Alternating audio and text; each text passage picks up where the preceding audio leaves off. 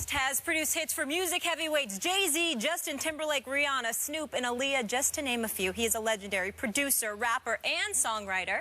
We welcome to the desk, Timbaland. How you doing? Good. What's going on? Thank you so much for being Welcome here. to the show, bro. This is great. This is great. Early in the morning. It's great for us. you. Yeah. And you were on time. No. It's perfect for me. Yeah. Early Great morning. debate. All right.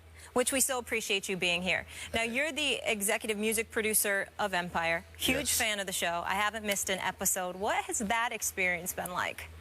It's been a wonderful ride. Yeah. It's been a learning experience just about the business of TV and film more than anything. And when Lee approached me in Fox, it was kind of like, it was different from going into a studio because you have time to look over a song and go over a song, but when you do an Empire, you gotta know.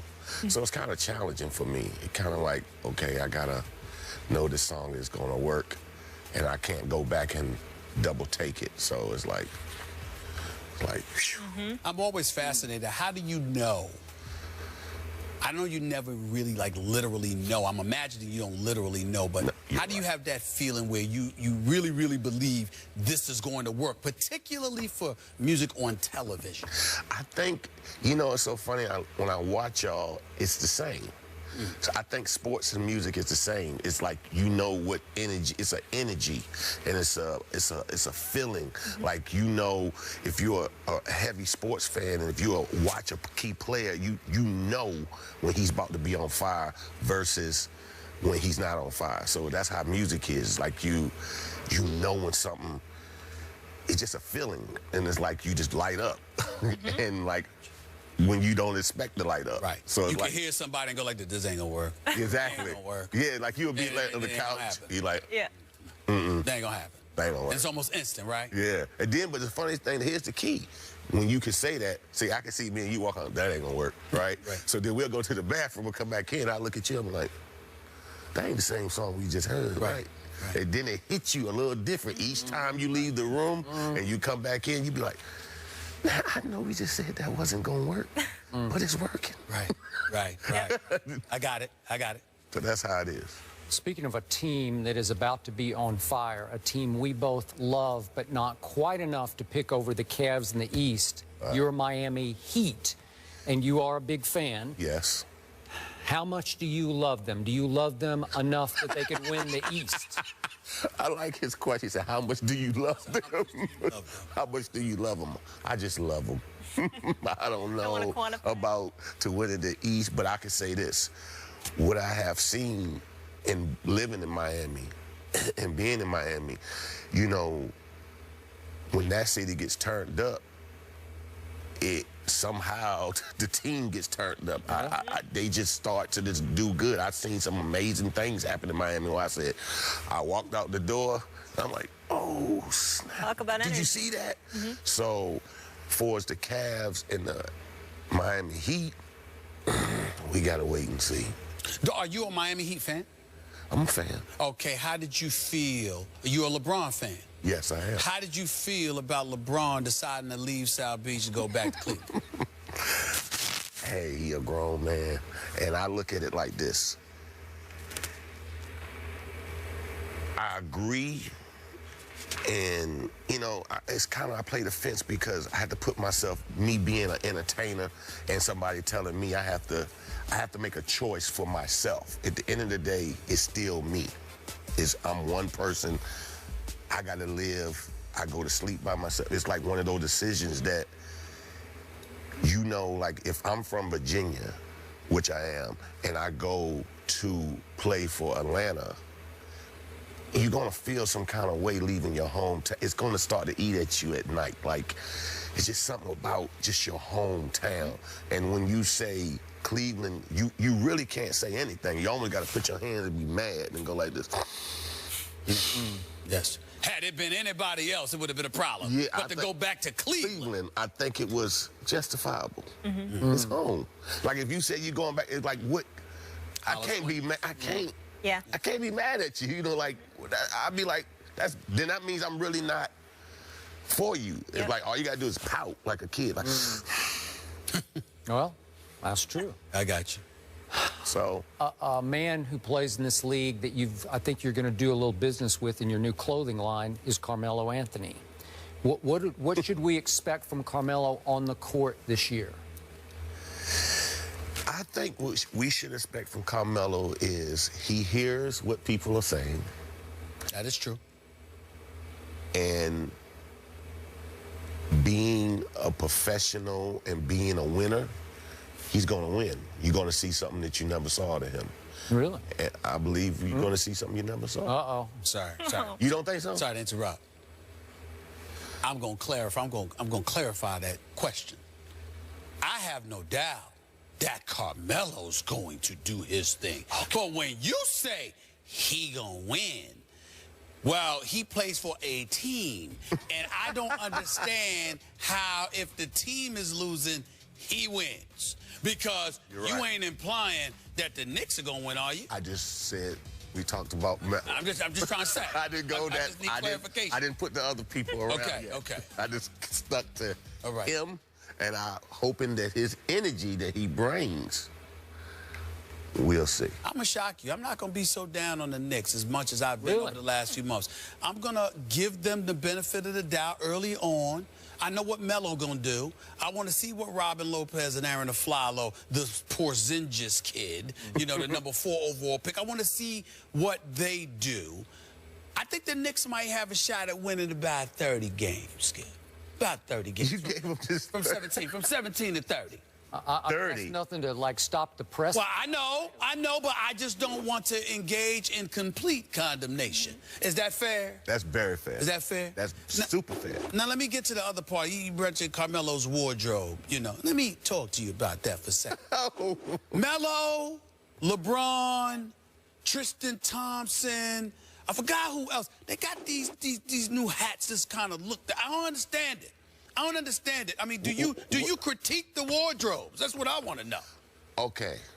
Because some of them brothers think they looking great, but they could use a little assistance. I'm just saying. Now, what I will say, and I know you might don't want to hear this. How old are these fellas? That's true.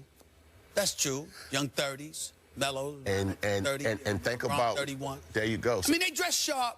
But the hat is the extra. They ain't go completely extra like D. Wade or Russell Westbrook, but the hat thing, I don't know, you don't see it much. I just wanted to bring that up, just as an aside. I think that it's today's fashion for the youth. Okay. All right. You just don't agree to it, huh? No. Go ahead. He's GQ. He's got it. I do believe. I know you got great suits, but you know, like they'll match that suit up with maybe a T-shirt and some sneakers, and you'll look at them like, what have you done to this fine suit? Okay. All right, listen. Am I telling the truth? It's a good point. It's a good point. It's a good point. Go ahead, Skip. Let's go back in your comfort zone. Right. Not only have you rapped, but you've obviously produced, you've written, you've done the whole thing in your field. Who is, we ask all the rappers this, who's the greatest rapper ever in your humble view? Well, first of all, I am not a rapper. I feel like I'm an entertainer, just like I feel like a rapper is somebody who really tells his story. You know, my story is told through me making music and sound. Like, I get on the mic because sometimes there's nobody around that can assist me to what I want to do. So I'm just like, well, I might as well do it myself. Right. And then people around me like, hey, man, you pretty good. I'm like, no, I'm not. But I'm going to do it because it's a check. So I'm going to do it. And the guy said, you know what? I'm not. But I understand the process of it. So who, to me, back to your question, you said the greatest rapper? Yes. Greatest all-time rapper. Well, I think both of them are not here today. And that's Biggie Smalls and Tupac. Okay.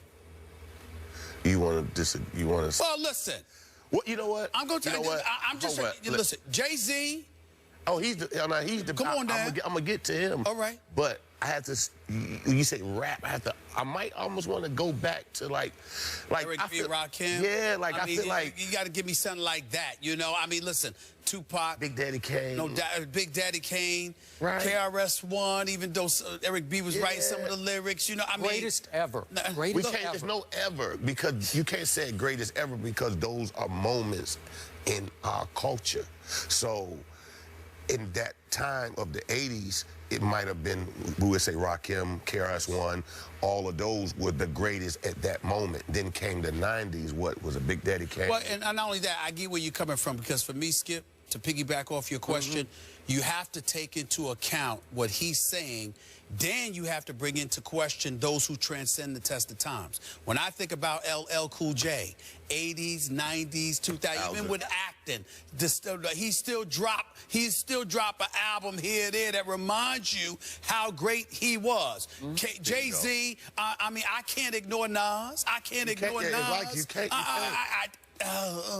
We got some good ones, but you can't just say one, because everyone had a different story. It's like every house you go into, every house feels different. Well, Biggie and Tupac was sensational. They were sensational. They brought the feeling. I say they started that big, you know, hip-hop always had a feeling, but those two gave it something of we never saw before. But I think that they would have been right there with Jay-Z. I don't know if they would have eclipsed Jay-Z. I mean, Biggie and Tupac is special, and I think that,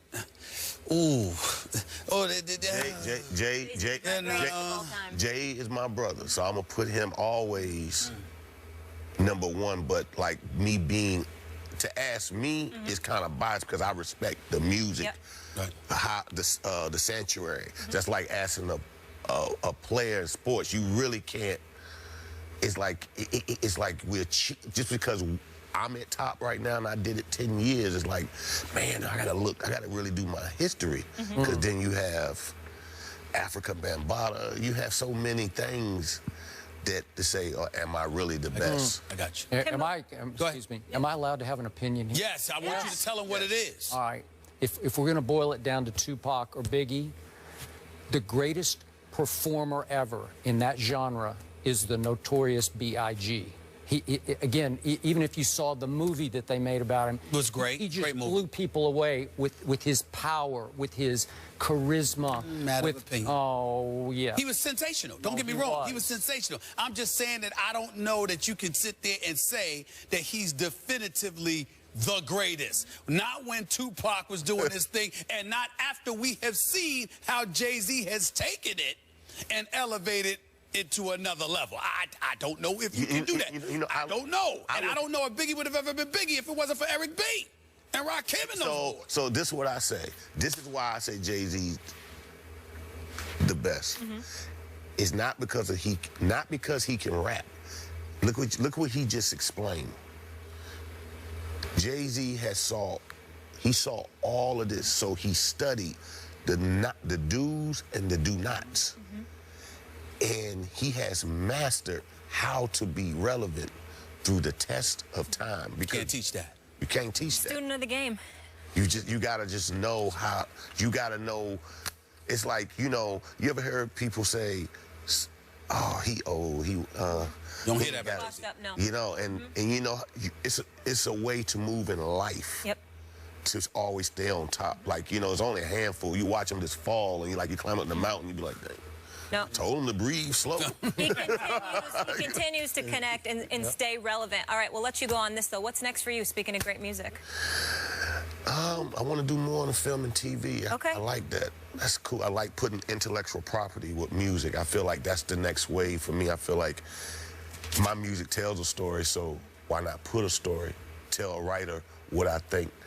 He'll ask me, what do you think this music piece is? I feel like it's love. Can you give me something unique, not the typical way of love? Give me something this 2017 love, like something that's unorthodox. And so he'll write the story, and I'll look at my music, the story, let other people judge it, and, you know, then get people to come and act and see if they can give the same verbal as I see that I hear for this music.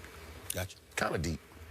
We love it. Keep it coming. You're entertaining us. Congrats on all your success with Empire as well, breaking all kinds of records. It's called a study of life. You got to know when to move and know when to fall. Well, you certainly have it mastered. It's chess, and you got it.